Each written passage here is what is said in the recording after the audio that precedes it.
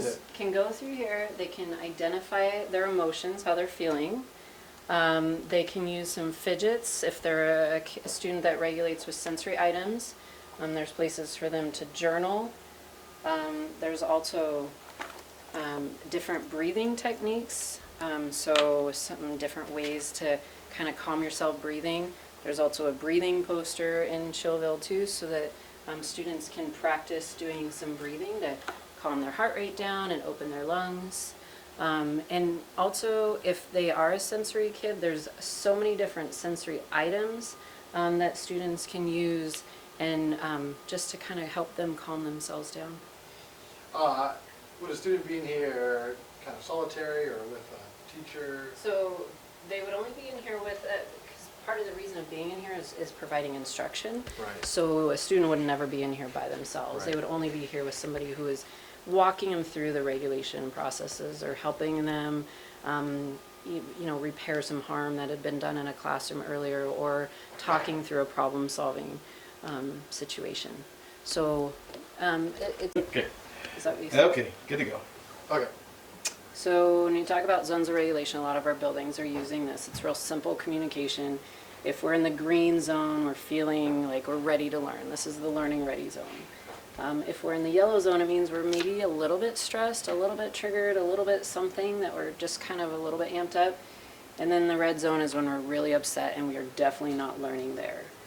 The blue zone is, it's kind of ambiguous. It's more about I'm tired, I'm just feeling a little lethargic, I guess, is what we'd say.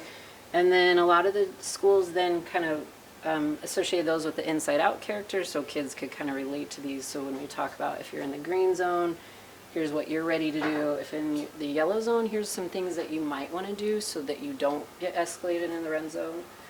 So when kids come in, they're going to check in and they're going to say what zone they're in. And ideally, when they come into a wellness room, they're going to be in the green zone so that they come in here ready to learn how to regulate, and then practice how to regulate, and then go back into their classrooms and try to do those skills when they're in the yellow zone or the red zone. So if a kid is in the red zone, Yep. what would happen?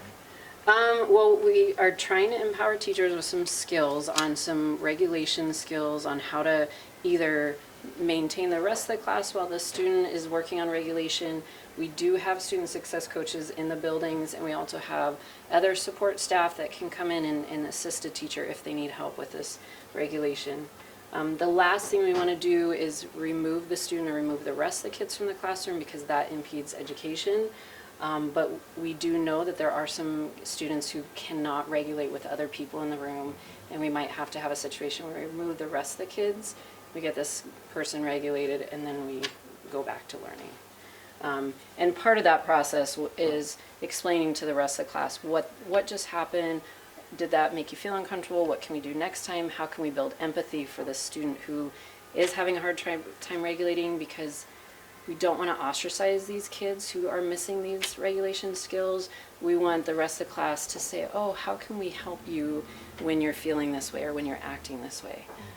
I kind of attribute it to my reactions on the MAX train. When I am around a lot of dysregulated people, I might have lots of different ways that I can react, but to be supportive and to not ostracize those people, I think, is really important. And that's what we're trying to teach our students too, is that we all have different skill sets, and when somebody's having a difficult time, we want to support them instead of make fun of them or ostracize them.